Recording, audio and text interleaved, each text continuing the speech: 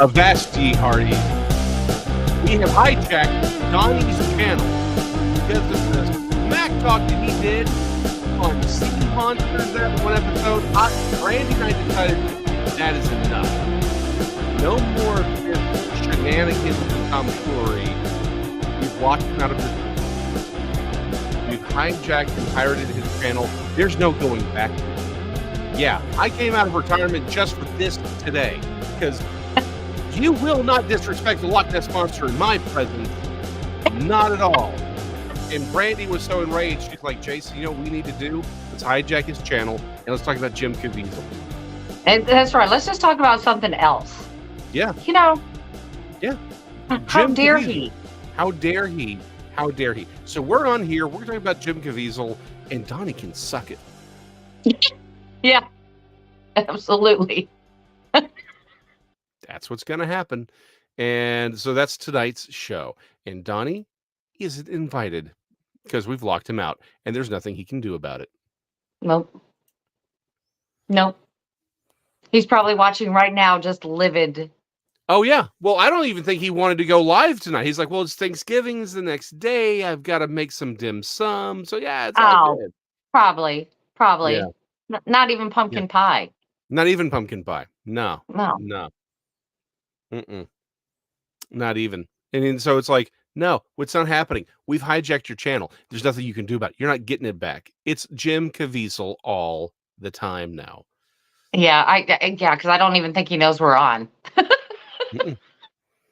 I'm sorry. I don't think kimchi. He's probably gonna. You know what he's probably doing? He's probably trying to come up with some sort of pumpkin flavored kimchi for tomorrow.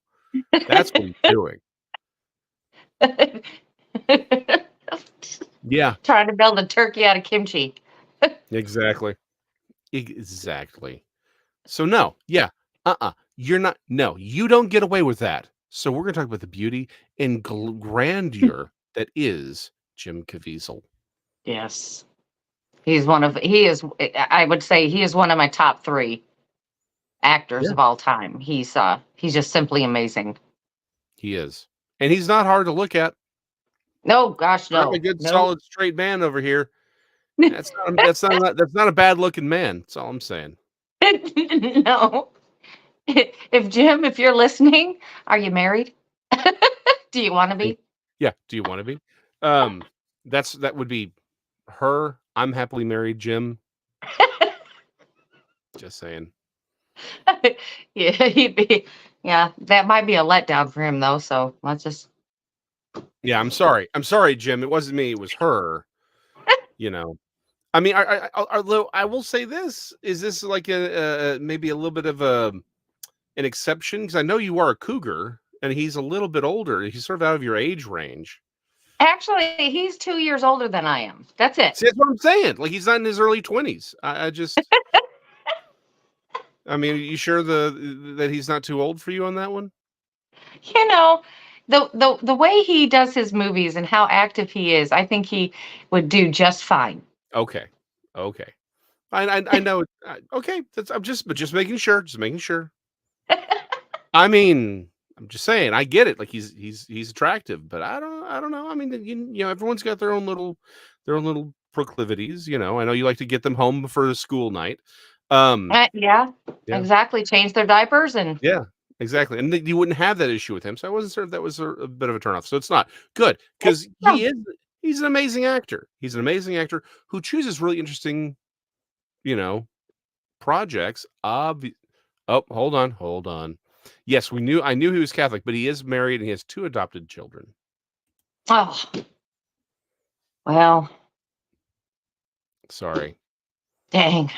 I'm oh well. Yeah, well, I'm sad now, but I'm very happy for him. Yeah, little disappointments. I don't know. Maybe you could convince him to go Old Testament and take on a concubine or something. You know, I mean, because a concubine is a formal thing. That is a formal title, yeah. Formal title. And I'm certain that he could get, you know, considering the work he's done, particularly on Person of Interest, I'm certain the Pope would give him a little waiver on that one. Maybe. See, it's I mean, that does hold a little bit more clout than side chick. That's all I'm saying. So do you still have a shot? Yeah. Maybe about this big. Yeah. Hey. It's still a chance. It's still a Right. chance. Yeah, Now, there's still hope. There's that still being said hope. that being said, obviously his 2 big films are Passion of the Christ and Sound of Freedom, but I think we could probably start with some of his smaller, films, or maybe films that people don't realize he was in. Like Yeah, Tomb true. not True. Tombstone, it was Wyatt Earp, right? He was in Wyatt Earp? Yeah, he was in Wyatt Earp. He played Wyatt's I think his youngest brother. Um Mhm. was it Warren? Yeah. Warren? Yeah, it was Warren. Yeah. I think it yeah.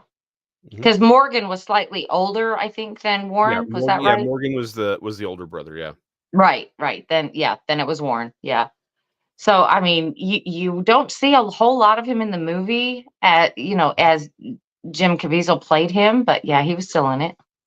I had forgotten that he was his brother in that movie. I'd completely forgotten Yeah. about it. Yeah, obviously, when I think Wyatt Earp, I'm actually thinking back to Tombstone. I sort of jump like, the movie's fine. I like Wyatt Earp, but again, I'm like, it's gotta be Tombstone. How do how you do you how do you compare? how do you compare them? It's kinda hard. Well, Um, I think Kevin Costner played a good Wyatt. I mean, he yeah, really did. But you're right. I think Tombstone, when everybody thinks of that incident, they think Tombstone, and it Val for sure. Kilmer. You just can't. Yeah. You just No, you can't. can't. He was also in The Count of Monte Cristo. I forgot about that. Yeah, today has been like a whole like Jim Caviezel day for me. It's just like I've been binge watching all his movies, and I'm right in the middle of that one right now. And I Mhm. forgot how much I enjoyed that movie the first time I watched it. It was Yeah. just amazing. I And I'm actually pulled up his filmography as well, because there's a bunch of stuff that he's done I didn't even realize he was in. mhm, mhm. Like, The Final Cut with, uh, Robin Williams. I didn't Yes. realize he was in that. The Thin Red Line, he was in that one. Um, I okay, although, let me say this, one thing that I think a lot of people forget, because I do wanna talk about Person of Interest, because that's actually one of my favorite It was one of things my he did. favorites too. Yeah. But before we do that one, I didn't realize he was in Escape Plan. I forgot he was in Escape Plan. I liked that one. I just saw that. But, Frequency, you had mentioned, you had watched Frequency. I've never actually seen it. Oh my gosh, you've got to go back and watch that one. Mhm. He's in that movie with Dennis Quaid, and Dennis Quaid plays his father in that one. Yeah. And it is. I don't want to give it away if people haven't watched it, because it is a must watch. It was brought out in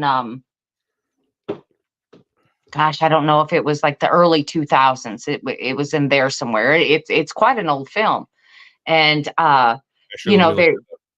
Yeah, it's kind of like his father died early in a fire in a warehouse, and it goes along the story of how, as his son grows older, how they connect. Yeah. uh Oh, it's 2000. Yeah, so that is wow, that is old. yeah, yeah. That's almost old enough for And you to date. I mean, it is an awesome movie. If you've not seen that one, you've got to see it. And it's like they connect over a ham radio of all things, Mhm. and it is simply fantastic. Simply He was in The fantastic. Rock. Yeah. Oh, okay, but here's the thing, he was the rear F-18 pilot. Yeah. So, like, Yeah. he was yeah, oh, he was in Human Target? Okay. Anyway, so, yeah, like, he did a lot of small stuff. He was in G.I. Jane. Mhm. Uh, but, yeah, so you liked Frequency, huh? Yes, I did. Yes, I did. And boy, was he handsome. And clearly on the younger side. One of the Well, things he does like some sci-fi, because like, he was in Outlander, Mhm. which is actually one of I liked it. Like, it was one of those things I saw and I was like, "Oh, so he goes and does Passion of the Christ," and then nobody, I don't hear from him for 4 years, even though he does apparently a couple different movies, Mhm. in between, but then he goes and does Outlander, which was like a direct to video kind of a thing. Yeah. And I really liked it. It's like it was a good film. It's about he plays an alien who crash lands on Earth during like the Viking Age, and he's fighting this alien thing that was on his ship, I think. It was just really, really good. I'm a little fuzzy on the details, but I remember thinking, man, this is actually really good. I wish this had gotten a larger release because it was worth it. It was good, but it just ended up being direct to video. Right. Right. I was trying to go back through all of his older movies where he had Mhm. more of a major role, Yeah. and rewatch those because Mhm. even though I just saw the Sound of Freedom Mhm. just like a couple weeks ago, so that's Oh, still wow. kind of fresh in my mind. Yeah. Um, but The Passion of Christ is the one that just sticks with me. I don't ever have to see it again, but I'll always remember it. It's just Yeah. it's one of those movies. Yeah, Well, absolutely. I've got it, and we try and pull it out every couple of years or so to watch, over Easter Hmm. and just sort of. But yeah, you're right. You can't watch it too often, or it sort of loses its power and prestige a little bit because Yeah, you don't want to become desensitized to it. Um. yeah, Oh, wink at me. Yes, yeah. Yes, he was killing the creature that killed his plant. Oh, wrong one. It hopped up. Yeah, he kills the same creature. Yeah, it was good. Like it was good. I just remember how good it was. right. But yeah, but it's like, yeah, Passion of the Christ is the one, which is what we'll probably end with that one because that's for obvious reasons. But like Yeah, Person of absolutely. Interest, because like you said, going back, he does seem to try and pick like he likes sci-fi clearly, Yes, which is yes, he actually does. where Person of Interest sort of falls into it because people forget that was originally a science fiction show. Yes. It was science fiction. Now, for those of you who don't remember or never saw it, the TV show was about he was an agent. He was a CIA agent who basically sort of like on the run kind of a thing. But he's picked up by this computer guy who you don't realize is actually like the owner of this major corporation. I'm going to spoil like a part of the first season because this is where there were a lot of reveals in the first 10 episodes. Yeah. But long story short, there is a computer program. It's a computer program, but like a whole server farm essentially, where all the information essentially on the planet is going through the server farm, right? Again, what Hmm. the government did is they said after 9/11, they just flat out said we can't we need more information, right? Yeah. And so this dude creates a program to sift through everything. It's an intelligent, and essentially you find out it is self-aware, and so it's trying to look for patterns and danger. But the guy who created the program was also like, you know what? I am a bit of a nut for security, but also I do value people's freedom. So he's like, I Hmm. don't. And of course, the government's like, look, there's legal, like this is highly illegal. That's probably what makes it sci-fi. So we need sort of it needs to be a very secret program because we don't want anyone to know that we're doing it. Right. So the program basically shoots out social security numbers and that's it. And it just says, "Hey, these social security numbers are important and you need to look into them." The program knows what's going on, but it just says, "Look at these people." That's all it can do. The thing is, he realizes while he's programming it, right? He realizes he has to train it they started finding other crimes that weren't like terrorism related, but like just normal everyday crimes, murder, rape, arson, all of it. And they had to train the program to ignore it. So every day all these all these social security numbers of all these things get shoved to the side and destroy and deleted because it's like, well, that's not part of the program. And so the programmer's like, he creates a backdoor and he's like, you give me those crimes, the ones where it's like this is the most imminent danger, and he sets up these parameters. So the thing is, they're given numbers, these social security numbers, and Jim Caviezel is the guy who actually sort of does the legwork. Hmm. But they're basically saying, hey, we don't know, is this the criminal, is this the victim, we don't know. He Right. has to find out who the person is, what's going on, what, like, we don't know anything going into each story, like who's Mm. what's going on, and it made for such a great story premise. But you could Yeah, tell.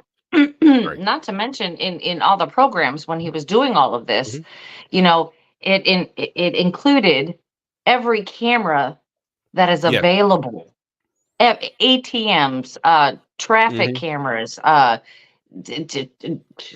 any camera that you can think of that runs. You could find these people on them, and that's how they would track them. Yes.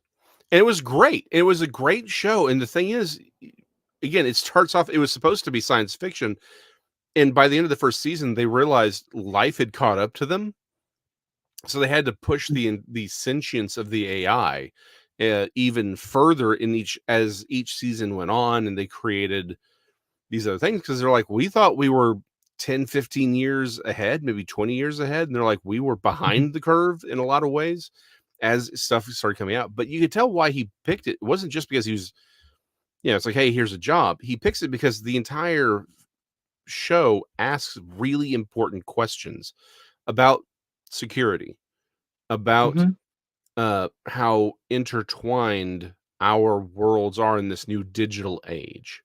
Oh, hold on. Scott came on late. We've hijacked his channel because he was dissing the Loch Ness Monster. We're not going to have that. So Brandy and I decided to come on and talk about Jim Caviezel. He's locked out. I've hacked his program. He can't get in. He probably doesn't even know what's happening. He's like we said earlier, he's probably making pumpkin flavored kimchi for Thanksgiving because he was like, I don't want to do a show on Thanksgiving. Screw those people. But we care about you. And I hijacked his channel. So there's nothing he can do. That's right. You don't diss Nessie. I'm You sorry. don't. You just Not you in don't. my Mm, presence. mm, mm-mm. But Nope. yeah, like, yeah, so again, he clearly chose it because there were so many of these ideas and concepts that were sort of embedded, and even questioning what is sentience? What does it mean to be again, what does it mean to be a person? Not just a person, but person of interest, right? And so Mhm. you could tell, like, he tries, particularly as he, once you definitely hit the Passion of Christ, it's like he starts being very conscious about a lot of the films that he's in these television shows, which probably leads us to uh the most recent, well, it's not even the most recent film that he's done because it was filmed like 5 years ago, but something that really changed what he's been doing is Sound of Freedom, and I know you just recently Yes. saw it. Yeah. It's a hard film to watch, isn't it?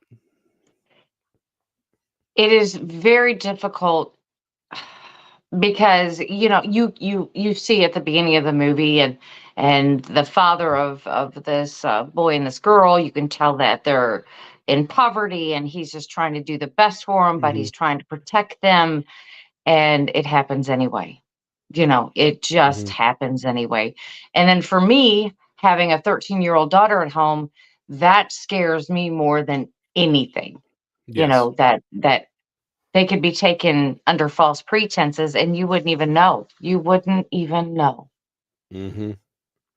And it's It's it's just the things that these children went through is just it's yeah. I don't know. It's just kind It of sickening. the thing about the film is it's real hard to watch, but it isn't graphic in any way. Like, they don't show No, you anything.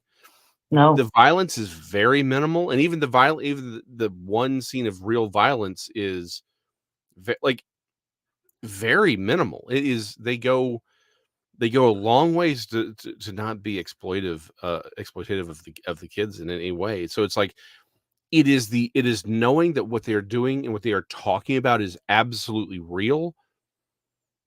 That's the hardest part of this film, in which they do very, very well. The film is brilliant because there was an argument made that Cuties on Netflix was like, well, no, this was really what it was about was, showing how bad the stuff is. It's like, well, okay, but then why were you exploiting the kids to do it? Right? It's like you claim it was this, but you exploited the kids to do it. This film's like, Mm, no, this is what's going on. This is, it's fictionalized, but is based on a lot of, again, real people, real events, like everything is. It's actually probably mhm. more true than a lot of, true movies. But yeah, it's real hard to watch because they're like, yeah, no, this is what's actually happening. Here's how it happens, and here's often it's happening. Yeah. And it's just, and during the movie, they're talking about, he's talking about finding this particular one child, Mhm, that the daughter of this gentleman in the beginning, finding this one. After he found the son, he promised to find the daughter. mhm. And then you start going through, and then they start talking about the numbers, the amount of children, and where they could possibly be. It was the numbers were just astronomical. Yeah. That they're taking these children by truckloads. Oh, yeah. It's insane. And what's the event, or the sting operation that they show in the film really happened, and it was bigger than they show in the film. Like, you could tell, like, that's one of like, this was a movie that I think they made for, like, it was less than $15 million to make, which is nothing. Right. I mean, there are television shows that have bigger budgets. I think one episode of Friends cost more than this film did. But that was the one place where the budget really showed, because they couldn't do it as big as it really was. What really happened took place over 2 different islands. It wasn't just Hmm. the one. It was 2 different islands. It involved, I think the total was like 100 and something different kids were actually rescued.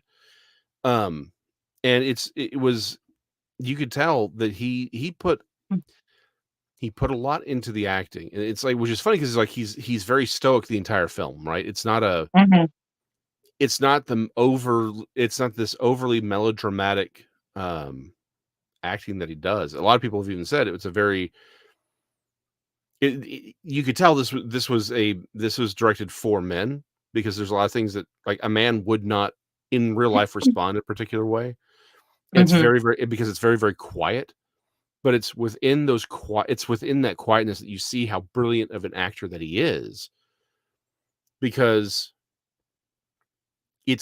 again, you have these scenes that are very quiet. He's not emoting a lot, but it's in his eyes. Right. Yeah, you can see it in his face. The Mhm. emotion was in his face, not necessarily in his tone. It was in his face. And that's phenomenal acting, if you ask me. You No, it know. is. I mean, really, I think in many ways it showcased his acting prowess more than even Passion of the Christ or Outlander, because to convey the emotion he did with as little as he said is really hard, really hard. Yeah. Yeah. And it's just the whole story, and about his wife, Mhm, and he's talking to his wife about what he's going to do, mhm. you know, and she's behind him 100%. Yeah. She's like, "Go get her, bring her home. Bring her home." You know? That's that's the one scene I think was a miss. Like, it doesn't ruin the film, but the reason it's a miss is you have Mira Sorvino playing his wife, right? Mhm. Phenomenal actress. Award, I can't remember if she won the Academy or if she was just nominated, but she's a phenomenal actress. She's underutilized in the role, but the thing is, that one scene, he the Tim Ballard, the actual guy that the movie's based on, said that in real life, that call happened. That was a real call that happened, but he was the one who was like, "Man, I'm this close to to being able to retire with the pension. We got kids," because Tim Ballard has a lot of kids and kids that they've adopted, and he's like, I don't know that I can do this. He's like, I've got a family, I've got these kids, I have you. She's the one who said, No, you go get them." Like, Mhm. he was having his moment of doubt. Like, that's what, and the director was like, "No, I want it to be about him." And it's like, well, yeah, but and I think any man will understand when you've got that kind of responsibility on your shoulders of your family, and it's like, you do this, you're jumping without a net. You don't know where you're going to land or how you're going to do this. You're going to do this crazy thing. You've put your family on the line for this. That's not something that a man's going to. Any man who's like, "Yep, well, I guess I'm just going to go do it." Right. is a Mm. narcissist. In real life, he was like, he was really questioning this. And she's the one who talks him and it's like, "No, you know the right thing to do here. Go do it. We're going to be fine." Now, Mira Sorvino does do that, right? Yes. Um, like but it's like in real life, he's having this moment of doubt. And she's the one, and it's his wife who's like, "No, you go save these kids. How can we look our kids in the eye, knowing you Mhm. could have done something, you didn't do it?" So it's like that is the only time I think there was a miss in the film, is that one scene where where it's like the real life story is way more compelling than what they everything else they kind of, there's some things that are stepped up a little bit, like Mhm. rescue, like how he rescues the girl, right? At the end is sort of, that's a little more played up than what really happened, right? But in a lot of things are sort of, but that's the one scene where they really just sort of, I think that was a miss. Again, doesn't ruin the film, but you've got Mira Sorvino, and the real story is so much more compelling on that one aspect. I wish they had done that scene a little differently, but other than that, movie's great, and his acting carries that film because he does so much with so little. Yeah, I wish they would have shown that she was more of a driving force behind this, this whole mission of finding her. Mhm. Um, you're right. It was a little played down, Yeah. if that's what you want to call it, when it was in actuality, it was much more than that. Yeah. Much more than that. But again, the big thing is he never stopped fighting for this film to get out. Right. Like this movie had been shelved for 4 years. Part of it was Fox, who had the original distribution Mm. rights. They had it locked up. And then of course you had the whole Disney buying Fox, and so they put on the shelf like, okay, we can't really do anything because of this, and so Disney buys Fox, and then Disney shelves the film. Hmm. Now, I don't know about you, but if I just spent a couple $1 billion, I wouldn't mind looking at a film that costs $13 million to make, and with some big name actors in it. And again, if I'm Disney, I'm like, you know what? I see the film, it's powerful. You know what? Reshoot that thing with Mira Sorvino, and we'll put it out there. It's going to print Mhm. money. It's obvious. It's going to print money, and they choose not to. They shelve it. Jim Caviezel goes to Angel Studios, and they fight for the rights for this film to get out. Obviously, Tim Ballard and everyone involved fought to get this thing done, um, and they did. They got it out, and you can see. I mean, I'm just gonna say it. I think the reason Disney shelved it is because they knew what they had and they didn't want it out there. I mean, I hate to say it that way, but let's be honest. Disney I is don't I don't think they family knew it. friendly. I think they did. I knew they knew exactly what they had. And that's why, well, let me rephrase this. Somebody, we say they, Disney's executives, it's thousands of people. We're really talking about that. I think somebody knew what they had. They clearly did, and they didn't want to touch it because they were fighting for it. They were fighting to get the film out. There's no You're telling me someone at Disney is not going to take a call from Jim Caviezel Right. and his agent, and they're saying, "Hey, you've already got the movie. It's already done. You've got it. You've already paid for the rights to this thing. Why Mhm. not just go and make golden cocaine money off of this thing? Because after your opening day, everything's profit. Yeah. That's how an executive should be thinking. They didn't do it because they knew what they had and they didn't want it out. Now, again, could they have killed it? Killed it? Probably, which means probably the producer or the executives who saw it and didn't want it out there don't have the power, right? They're not the toppest top, but they didn't want it out. Right. Maybe they thought hopefully it would just die on the vine and everyone would move on. And it's just because so many movies get made and nothing happens to them. There are whole films that exist that people spend millions of dollars on. You'll never see them at all. So I think they probably wanted that to be what happened here, and it didn't. And here we are. And now Well, people yeah. I see. mean, the message is strong. You know, it. Mhm, I just don't think it was portraying Disney's image. You know, that this mhm. went beyond their image. You know, with the trafficking, and they, they just thought that this would be just too much for them. Which is interesting because Disney via Buena Vista will distribute some of the most violent Yep. movies out there. So again, it doesn't have to be Disney slapped on the front. Buena Vista distributes it. Like they do all of these violent and sex-filled things. They've got, I mean, Buena Vista will, and they have all these other companies that could have distributed. It didn't have to be Disney on the front. Disney. Mm-hmm. Yeah, didn't Mm-hmm. have to do it.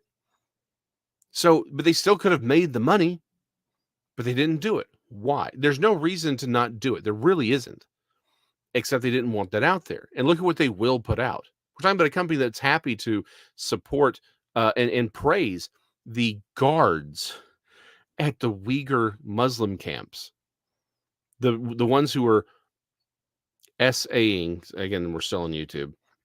Uh, Mm-hmm. the Muslims in concentration camps. They got no problem Mm-hmm. with that. Essentially, this is like saying, thanks, SS officers who are working at Auschwitz. Y'all are Right. wonderful. And they've got no problem Right. praising them because they helped them film Mulan. Like, oh yeah, no, yeah, yeah, no. We sure they're running a concentration camp, but they helped us out. They got no problem with that. But they've got a problem with putting out a film that again, I'm a Texan.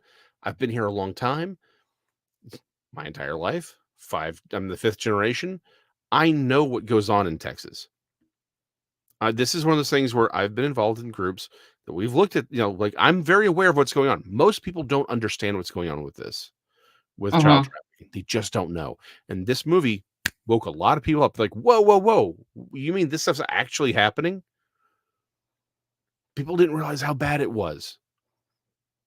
And that's what this movie did. And I think there was somebody at Disney who was like, I don't think we should have this getting out there, because we got friends with white and blue striped castles on Mm-hmm. islands. Mm-hmm. Well, I Yeah. mean, it's also kind of like people are in a little bit of denial.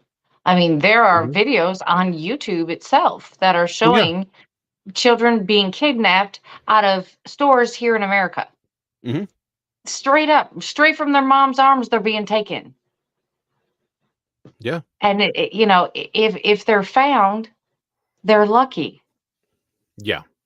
And it's a very, very, very small number. I mean, Yeah, like, yeah, it's like it's but you could tell that he's fighting for this and he's become a part of he this movement is. because he is You can Catholic. tell he feels very strongly about Mhm. not only the film, but the whole thing. It's just kind of like he's like trying to put it out there. Hey, we need to pay more attention to this. We need to do Mhm. something about this. Let me do this movie and put this out there to show people that Mhm. this is what's happening. Yeah. Just in different countries, third world countries, it's a lot easier to do because they don't have, the things that we have here in America. It's just much easier to steal those children. Yeah. But it's still happening here. Like that's everyone's Yes, like, it "Oh, is. they're like I saw one guy complains like, "Well, the movie makes it seem like it's on like it's a third world problem or it's a South America problem." I'm like, "The first guy we're introduced to that the character that that Jim Caviezel, Tim Ballard catches is in America. Like Hmm. they make it very, very clear this is an American thing, but the reality is of what he did happened in South America. Like, and that's where it happened. I'm sorry that's a problem for you. You know, it's like, but it was the movie's very, very clear. This is a worldwide thing. But yeah, as a human being, he's become involved in trying to end this. This is not just Hmm. this wasn't a paycheck for him because again he's Catholic.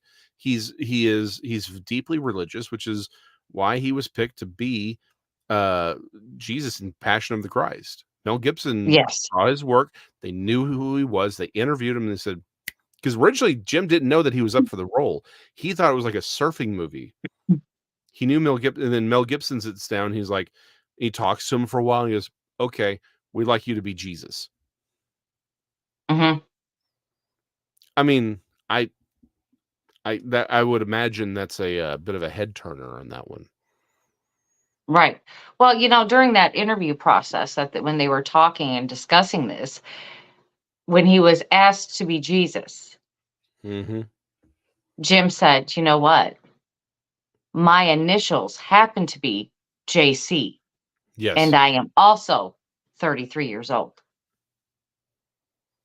So There you he go. took it as a sign that Yeah. he needed to do this role, that there was nobody else on earth that could do this role like him Mm-hmm. because of it, just it was his sign. And I believe it was. Yeah. I absolutely, because I don't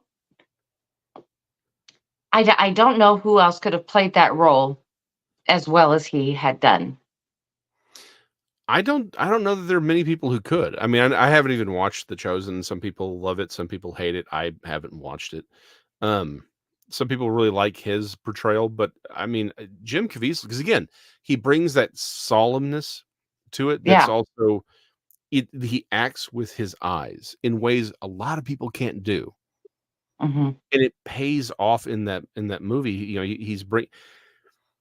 he bring there's that stern sort of power to it, and he owns that, but there's also that gentleness that you get. Like he's pulling that whole gambit of emotions, but he's not being overly melodramatic. He's communicating it with you to you through that film with his eyes and his posture and just these little minor things, and it's brilliantly done. Yeah, because he has never been an over the top actor. He has never had this role where he was playing somebody crazy, crazy, crazy. I mean, he's had some roles where he wasn't necessarily the nice guy. Yeah, yeah, he's played the villain. Oh yeah, But he's played the villain and he does it very well. Very cold and calculated. He does it very well. Mhm. And I mean, if I were to picture Jesus on earth and had been around him at that time, I would have felt as if he would be calm, that it would be nurturing, that it would be just calming to me, that I would feel safe and secure with him being there. And that's and exactly how he plays it. and strong, and that's the thing is it's not Yeah. it's okay, this sounds crazy, but it's the same way, Optimus Prime was played in the original cartoon. They asked, Peter Cullen, the voice actor of Optimus Prime, they said, "Why does this character stand out?" And he said, "Because he is strong and gentle." The problem and Yeah. that's how he played Jesus. He's strong and gentle. He's not weak. He doesn't play him as weak. A lot of actors try to like Mhm. they make, "Oh, well, he's gentle. That means he's weak." And so they play them that way. Jesus is very clearly like he's like, "No, no, no." The way Jim Caviezel plays it is, "I got the power, I got the authority, I'm here, but I'm gonna let this happen.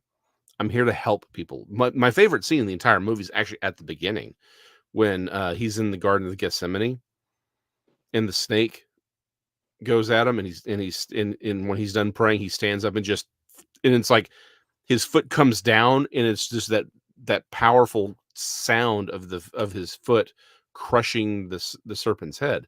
It's like Mhm. a lot of people said, "Well, that's not what really happened in the garden." It's like you're right, but it's art. The whole movie's Right. it's a work of art. It's not necessarily supposed to be exactly what happened. It's like it may not be true to history, but it is good theology Right. because that is what happened. That's the entire point. Like the entire point of the film, and of course the story itself, is that scene, and he plays it perfectly.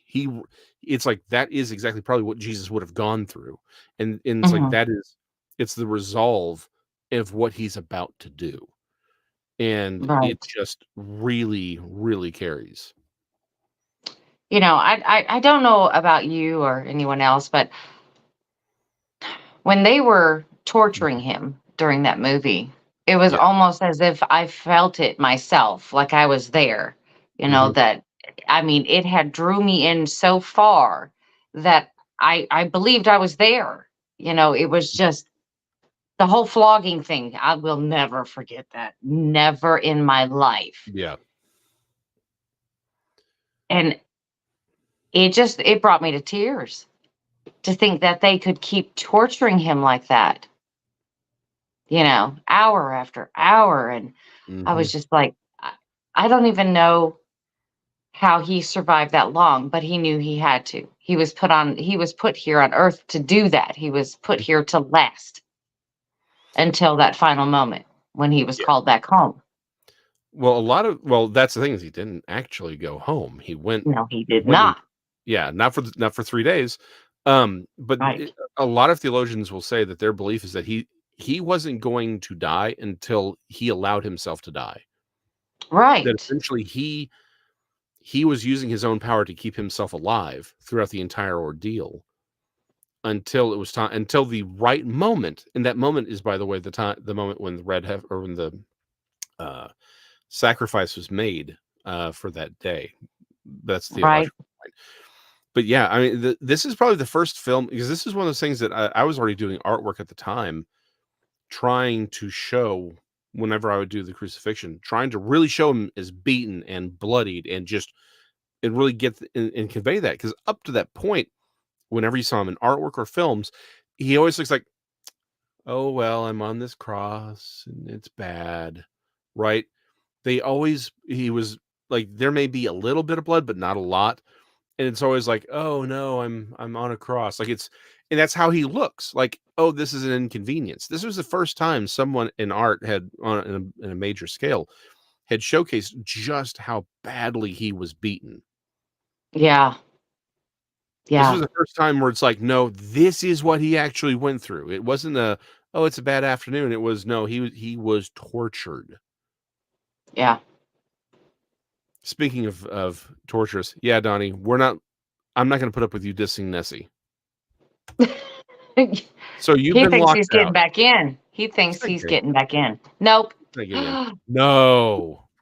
Yo, how are you just going to hijack a dude's show like that, Jason? Well, you said that you had to make a pumpkin turkey or something, whatever you were making. I don't know what you were making. By the way, I did it like this. Hey, gone. Yeah. Oh, there he is. God damn it. Well, see, I had this son of a bitch changed the passwords on me. God damn it, Jason McLean. I had heard that you were talking about Nessie. Jason said he was going to kick you off the show. That's why? And that you didn't want to even do it anyway. And he asked me if I wanted to do the show. I said, sure. God damn, we can talk about important stuff. Because I insulted, I'm sorry, because I insulted your favorite fanboy Cryptid, your little sea monster, and now you gotta kick me out of my own show? Do you remember the show is Donnie Cho says stuff? Is that you're retired? You think you're done. So this is how you end your retirement. You go around hijacking people's shows to bring a good Nessie-sized smackdown on you. Yeah. Am I not the master of my own domain? No. No. Not when other people have your passwords. No. Sorry, folks. I just got kicked out of my own show. I got hijacked. By the way, what's the topic? So you even said you didn't want to do a show tonight because you were busy with your pumpkin kimchi and you didn't care about your audience. You're kimchi. They're like, your kimchi turkey. Anyway. I'm not going to do anything. It's kimchi turkey. Yeah. And so I'm like, you know what? You talk smack on Nessie. Folks. I'm going to give your people some things to watch, some beautifulness to watch. So, Brandon, I've been talking about. We were supposed to talk about Megalodon, Jason, and then you were like, "I'll take care of the thumbnail. Just log on whenever." And I try to log on, and what do you know? Passwords have been changed. You son of a bitch. Mm-hmm. Well, that's and what now happened. We're talking about who. By the way, who the fuck is Jim Caviezel? Sound of Freedom, Passion of the Christ. Seriously, Person of Interest. I saw Passion of the Christ. I never saw Person of Interest. Never saw Sound of Freedom. I did see Passion of the Christ once, and it sucked.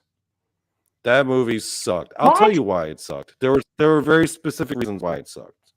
Number one, you're of the devil. The ending of the movie had already been spoiled. Thanks a lot, Matthew, Mark, Luke, and John. Fucking spoilers. I was like, okay, I already know the ending of the movie. They just spoiled the hell out of this movie. They're not going to change it. It's like Number going one. to Jurassic Park and being surprised the Tyrannosaurus Rex gets out. Number two, I'm watching a film about Jesus. It's supposed to be all realistic, and right? Where's Keanu? Who's this guy playing Jesus? Why is it not Keanu? Boo, thumbs down. Because Keanu Reeves can't carry a movie like that. No, look, I love Keanu. I love me some Keanu Reeves, but Jim Caviezel, as we've been talking for the last 45 minutes. That's the guy who Jim played Caviezel. Yeah, don't get me wrong. The guy did a good job.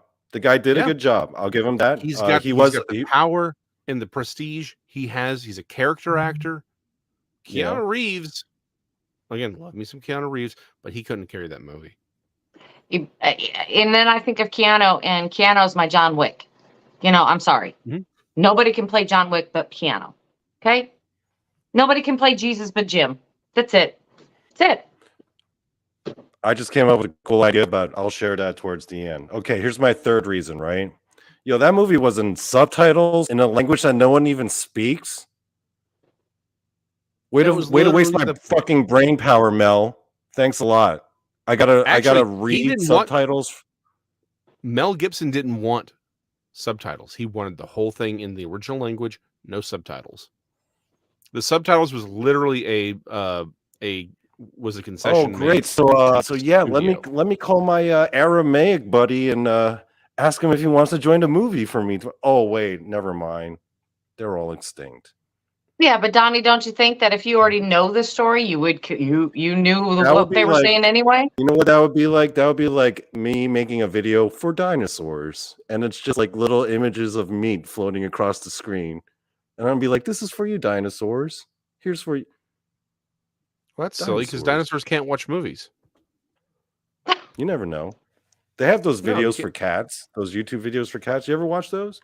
Yeah. You ever put those on? As interesting as the cat ones are, the problem is they had very different visual acuity. They just wouldn't see anything. And let's be honest, dinosaurs are not really up on television. They're just not real big television watchers. They prefer to read. Okay, so can I I'm not saying the movie was bad per se, because I do have to say the actor's performance was really good. And I also thought the cinematography was really good. It was like very well shot. Because I do like Mel Gibson as a director, because who didn't enjoy Braveheart? I mean, historical accuracy be damned, but who didn't enjoy that movie? I like Apocalypto. Yeah. Again, accuracy be damned, but wait, we're the Mayans. And whoa, look at this eclipse. We're surprised. Okay, Mel. Yeah. But it was my movie. I enjoyed the crap out of it. I actually watched it more than once, right? I thought Passion, again, was very well shot, very, cinematography was real good, acting was real good. It wasn't Keanu Reeves, which sucks. There's stupid subtitles for no reason at all. But my main reason for not liking The Passion of the Christ was because I had a very bad experience. It was kind of a traumatic experience when I first watched it. When I first watched it, it was out in the theaters, and my parents are very religious, right? But they don't speak English very well, but they wanted to, so they asked me like, "Hey, will you take us to the movies? We want to watch it." They don't usually go out to the movies. So I was like, "Yeah, I'll take you." And they were worried about not understanding. I was like, "Nah, don't worry about it. Yeah, you've read the book. It's all in a language that no one understands anyway, so you're fine." So I go in. Okay, so I got my mom on my right and my dad on my left. I'm sitting in the middle, and I got this giant ass tub of popcorn. It's all buttered up. I'm ready to chow down. I'm ready to enjoy this flick, right? As soon as the movie starts, right, I'm sitting there eating my popcorn. I look to my left. I look to my right, right? Jesus is getting all messed up. My parents are bawling their eyes out. My dad, who I never see bawl his eyes out, is bawling his eyes out. So for me as a son, it feels real awkward, right? My mom's bawling her eyes out. I'm sitting there like being like, this is not the Saturday night I was expecting, right? And I'm just sitting there eating my popcorn, looking up at the screen, being like, damn, dude, he fucking his ass up. Going back and then like feeling all awkward because my parents are like, I've literally never seen Matt cry, and he's like crying like a 6-year-old girl at a movie theater. How am I supposed to feel at that moment? I can't focus on the movie. Wouldn't you feel awkward as hell? No. I was mad awkward. I was like, man, I just kept eating my popcorn. Are you sure it wasn't the fact that your skin started to burn because the demons were unhappy? That's possible. And I was like, damn, they're really beating the crap out of him, aren't they? You know what my favorite part was? When that guy was like crap talking Jesus on the cross, and then God just sent that bird down just to poke his eyes out. And I'm like, yeah, you get him, God. Yeah, that was good. I like that part. I kind of like that part. I like that part. Well, I mean, there is some news on the horizon that they're coming out with the next installment of The Passion of Christ, and it's called The Resurrection. Whoa. If they do they're saying 2024. Yeah, they're saying 2024. So, you know, I am really excited to see it. I mean, because it's not going to be as I want to see emotional, like, you know, it's not going to be as emotional, but I believe it's going to be more so, because then you're actually seeing what happens at a very poignant time, I would say, right? At a time when people need to see something like that, given the world's kind of shitting to bed right now. Hey, I do want to bring up this happened. Bring up one thing about that movie, though. I want to ask you guys, what did you think of the way they portrayed Satan in that movie? I thought that was a very interesting, artistic, creative choice. The direction they went. I don't know. What did you think? I thought I was like, that's how they choose to portray Satan. That was. I thought it was interesting. I did. I mean, I think it could have been done, you know, a little bit better. I think they kind of downplayed it again. They downplayed his role in all of this. I think it could have been made bigger at that point, but you know, again, it's art. Actually, the actor who portrayed him was actually a female, right? Yeah. Yeah. She was like some model, but like, I guess the idea was to make Satan all androgynous. Yeah. It was to really make it was to make Satan very, very different in a lot of ways. And I think they did very, very well. Like the character, because again, the actress did a great job of just being different, right? They shaved her head, they shaved all the hair off her face, you know, her eyebrows, which would be about it. And you know what I would have very, very what I would have done instead, though? You know what I think would have been, I don't know, tell me what you think about this, okay? If I were Mel Gibson and I were making the exact same movie, but instead of that Satan, I did a guy in like a Wall Street business suit with like shades, and like he's like clearly from the modern time, but he's just there watching. I don't know. What do you think of that? The problem with that is, like, and so here's the thing: I've actually thought about stuff like that in versions that I've done. I've actually played with that idea. The problem is with that film, it would have taken you out of the story. It would have been too distracting. Because again, this is artwork, right? It's not necessarily trying to be historically accurate, because again, like I said, my favorite scene is actually the beginning with the snake. It's not historically accurate, but it's theologically accurate. There's a point, you know, unfortunately, where you're taken out of the story if there's something that seems off. I've talked about this before, the Tiffany problem, right, with movies. For those of you who don't know what the Tiffany problem is, it's something that writers and artists and movie makers have talked about for a while. Essentially, if you were to go to a medieval, you know, let's say you make a movie about medieval times, and there's a villager named Tiffany, the audience is gonna be like, Tiffany? What the heck is Tiffany? You're right. Like that's because we think of it as a modern name. Problem is, it's not.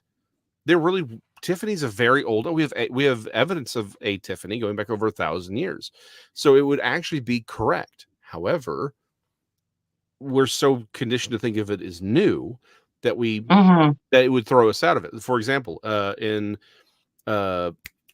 Gladiator, they were going to have scenes where the gladiators were hawking products as like spokespeople. They were going to do billboards because that was real.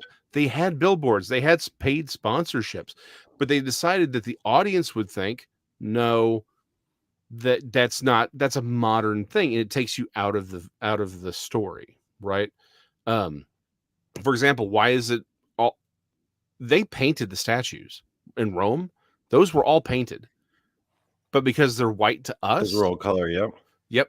Because they're white to us, we leave them white, because if they were painted, people would be like, why are they painted? That's not what Rome is, right? It would conflict. So I think they did a really good job of making her not a specific culture. It's this very ambiguous. And again, I think the beauty of it being that she's androgynous is it's an angel, right? Satan was an angel. So it sort of has that feel of, you don't know what's really going on here, which is how the actress plays it. Yeah, I don't know. I pictured her as being a little bit more demon-esque. You know what I mean? Just a little bit more darker. Like, just, She was kind of creepy, though. I'll give the movie makes that. She was kind of creepy. Yeah. Yeah. That was yeah. I was like, whoa, I didn't expect it to But get that creepy. I think they could have made her just a little bit darker, to her whole persona could have been just a little bit darker. Just for me, I guess. But that's fair. Yeah. At first I was kind of expecting like Tim Curry from Legend to come out. Yeah. Because that would have been more apropos, I guess. Well, that's how we sort of, but again, that takes you out, because then it becomes almost comical, right? Yeah, true. And instead of, so I think it was the right sort of, well, and plus think about it. How do we conceptualize death, right? Black robe, skeletal figure. And that's what they had her dressed up as, right? Even though it's Satan, we know it's Satan. A lot of the imagery is very clearly they're pointing to death, which is again theologically very accurate. Do you know who she reminded me of, Jason?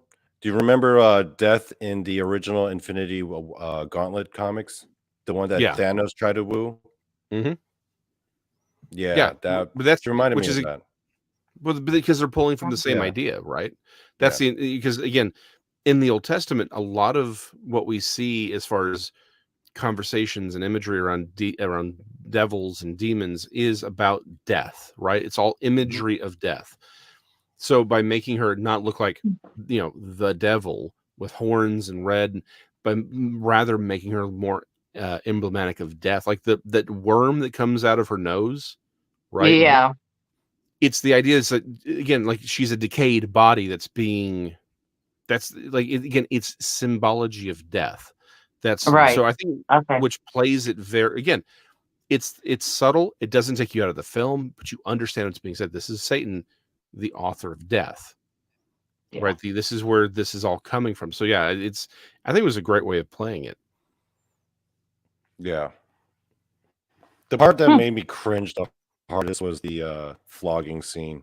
I gotta say, I was like, ooh. I said that earlier. That is the part that I will never forget. Because you hear him talk about doing that in history, and you read it all over the place, but you really can't get a grasp on what flogging really is until you see this movie. I have never seen it done as realistically as this movie.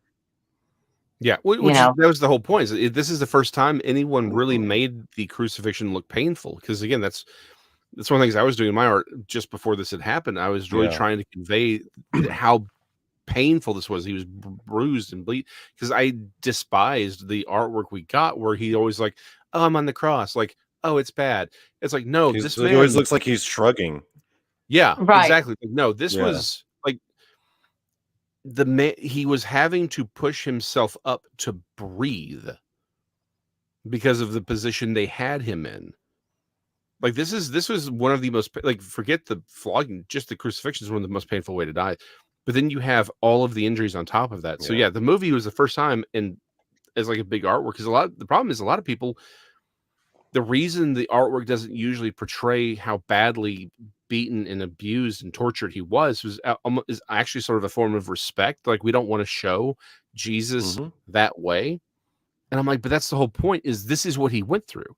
I think the reason a lot of people watch the film, and I know that's why I still do, is as a way of remembering, like, this is what actually happened. Unfortunately, we are very visual creatures, and so when you see Jesus like sort of shrugging, you're like, oh, but it wasn't so bad because he was God. And it's like, no, It was way, way worse because he was God. Mm-hmm. That's why it was worse. Yeah. Because he was literally sustaining himself, or the Holy Spirit was sustaining himself, or sustaining him through it all so he could endure all of it. Yep. Like, that's how bad it was. So it's just making me I'm reliving watching that movie again, and I haven't seen it in a couple of years. I'm like, oh, Mel Gibson is really good at doing violence, isn't he? Because if you think about Braveheart and Apocalypto, Apocalypto had some downright brutal ass scenes too, man. Yeah. Oh, well, when man, they captured when they killed the tapir at the beginning, that's when you're like, well, this movie's not gonna be for kids. Yeah. Right. And Right. and that human sacrifice scene, you're just like, Jesus. I mean, Mel Mm-hmm. Gibson's the one to do it, man. The thing about Mel Gibson's films, when he does a film with violence, is that he makes you feel the violence. Like, because most movies, they make. In fact, I was listening to somebody, the guy who did the book John Dies at the End. He was actually he's got a TikTok channel. He was talking about how one of the reasons he liked Reservoir Dogs was it was one of the few movies that make you actually believe or understand the weight of violence. Because most movies, like, oh, the guy is shot and you move on, right? Like, you don't feel the weight of the violence. But like in Reservoir Dogs, you see how bad it is at the very beginning. So then the rest of the film, you're actually like, I don't want anybody to get hurt. Like, I know these people get hurt, but I don't want them to get hurt because you can see how genuinely bad it is. And that's toned down. Mel Gibson, because even a lot of these movies that are just torture porn, which I don't like these slasher films, which just torture porn. Right. He makes you feel how like genuinely painful this stuff is, how bad it is. Like it's not a glorification of violence. It is a realization of violence and how bad it is. And I guess for me, another film that made me feel like I was right there, and that would be Full Metal Jacket. That would be one of those films like you're actually seeing what does go on.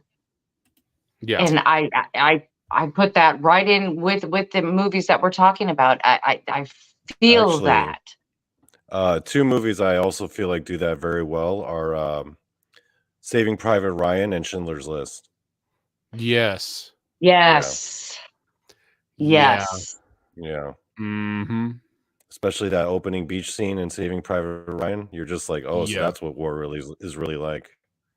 Yeah. You know, and people don't understand, though, to see these on a small screen versus a big screen makes all the difference. Yeah. In some of these stories. You know, like you were just talking about them landing on the beach and stuff. When you have that or seeing that on the big screen, it all becomes real right then. It's like you don't, you know, it's, you know, I just don't know. It's on the point of violence and how he didn't direct the film. It was actually, I had to pull it up. It was directed by Brian Hegland, who has directed a bunch of other films as well.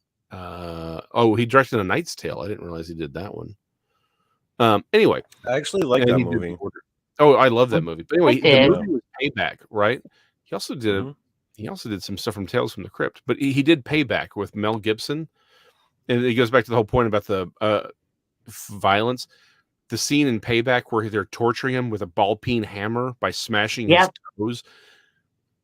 That is one of the first times in a movie I literally just was like, oh, just it freaked, because you never see it. You just hear the ball-peen hammer smashing his toes and him acting. You're just, oh, it's terrible.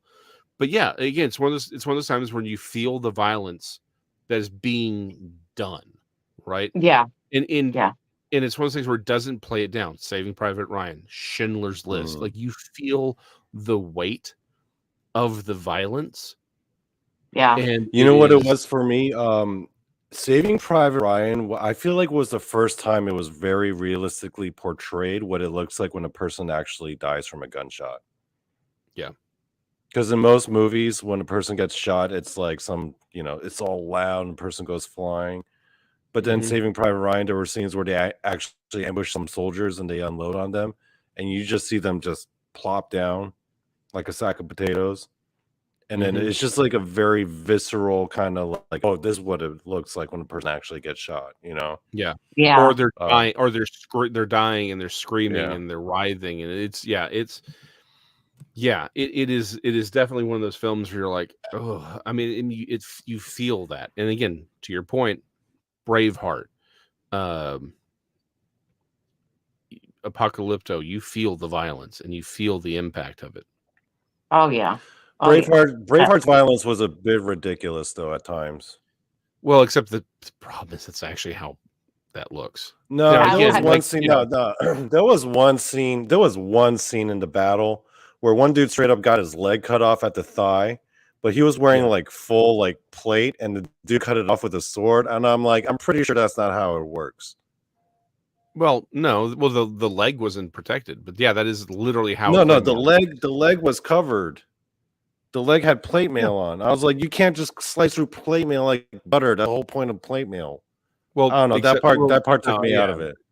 Well, no, because that's so again, one of those things I care about.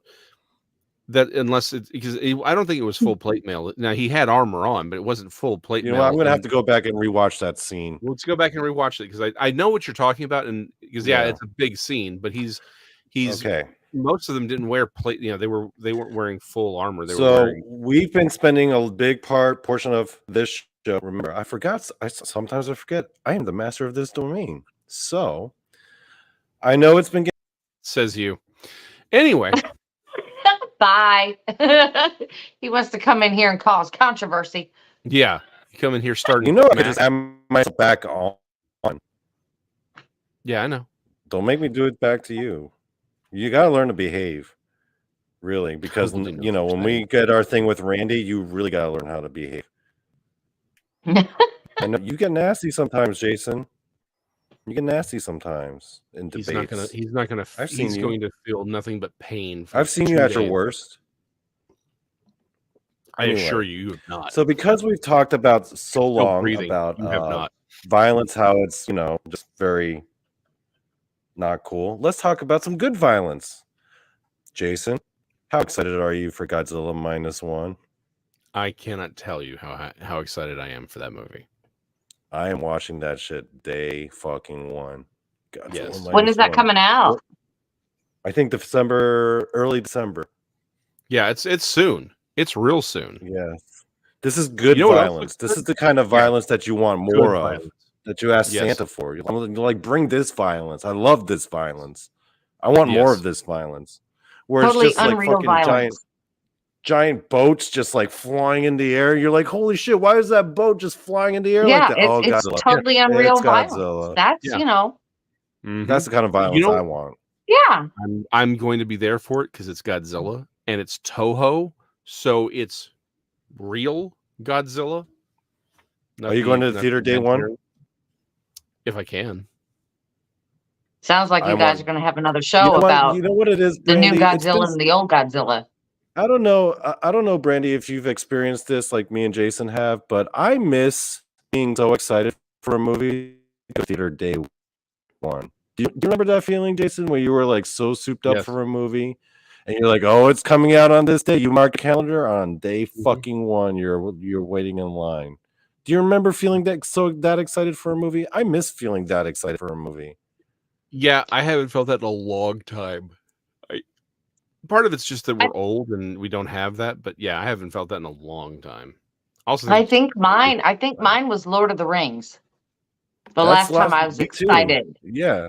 Like day one, like you were lined up. You're like, I'm waiting. Yeah, Lord of the Rings was like that for me. Yeah. Freaking Matrix was like that for me. Oh, I lined up for Matrix Reloaded. I lined up hard for that one. The original Batman? Well, the 1989 Batman? Oh, yeah. I saw that in the theaters. Jason, what was the last movie you saw day one before we head out? The last movie you saw day one.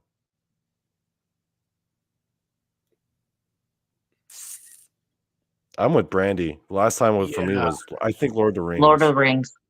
Yeah. Or Matrix Reloaded around the same time. It might maybe have been Iron Man, but if it wasn't the Marvel, actually no, there were no. I saw Avengers day one too. I forgot about that. Avengers, I think maybe saw like day one. yeah, like I think Avengers. Now after that though, I really don't know. Like it's been a good minute before I'm like I have to go see this movie. I'm trying to think Oh, the did you last see? time I saw a movie. Did you see Like Passion Day one? Oh yeah. Well, no. I'm trying to recall. I don't know if I did. I don't think I was able to, but because I was still in Nacogdoches, at the time where I saw it. I don't think I saw it day one, but I saw it the opening weekend. You, Brandi, did you see it day one? No, I didn't. I actually had to build myself up to see it. Only because I had seen, I had seen the reviews and, that people were out there talking about it. And I'm like, so I kind of had to build myself up to go see it because I knew that it would be super emotional. Okay, let me ask you this question actually. During its theatrical run, when Passion was, in its initial theatrical run, how many times had you gone out to see it? More than once? I seen it the first time in the theater. Yeah. I think I only saw it once in theater. I may have seen it twice in theaters. I'm trying to remember, but I think I only saw it the once. I saw it once in the theaters. And the only reason why is because going through that emotion the first time, it's like I felt better being at home, because it's like each and every time I see it, it just grabs me and every time. So I'm just kind of like, let's just watch it at home. Opinion of it if I just watched it by myself and not like sandwiched in between my parents like that. I think it would have been a different viewing experience for me. Well, watch it by yourself. Yeah. Yeah. I might have to, but yeah, there's no Keanu though, so I'm gonna have to really, build myself up to, build the motivation. Don't watch it when you're in your feels. I'm just saying. Don't watch it when you're in your feels. Yeah. It's hard to let that go though. No Keanu. Yeah. Anyway, guys, I hope you guys had fun tonight, and yeah, I guess that's it. Any final thoughts, Jason or Brandi? Have you learned your lesson? Yeah. You learned your lesson, Donald, about talking smack. Speaking of talking smack, I got one last thing I need to bring up before we head out. So, for the next time you see Jason McLean, there will be a bit of a battle between Jason, who I would say would represent, it's fair to say Jason represents the biblical worldview side, right? Yeah. Because he's a Bible guy. He's been to school for it. He studied it all his life. But on the other side is Randy, and he's coming in with the background in science, science. He's a science guy, right? Military science dude, chemistry and shit, right?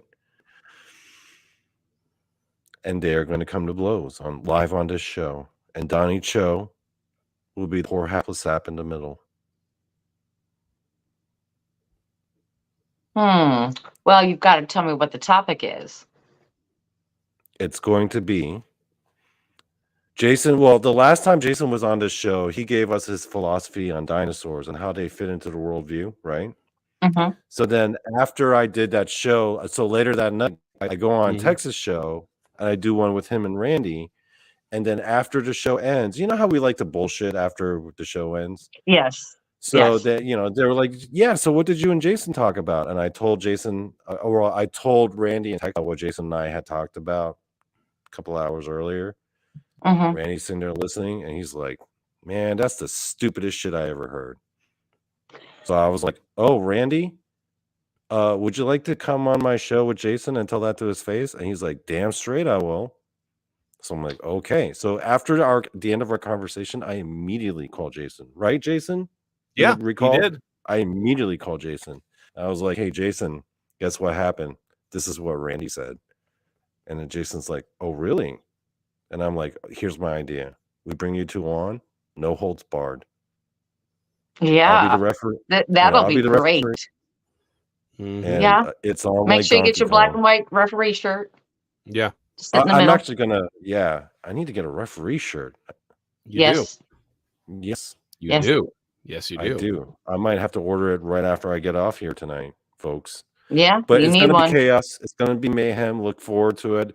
I'm legitimately nervous about it because I feel like it could go really off the rails and there will be some really hurt feelings by the end of the show. I'm legitimately concerned about that because I know how Jason can, when he's, on his back foot in a debate, sometimes he likes to go for the low blows. So I got to be. Randy's That's really why I got to be short, there. so all the blows are low. See,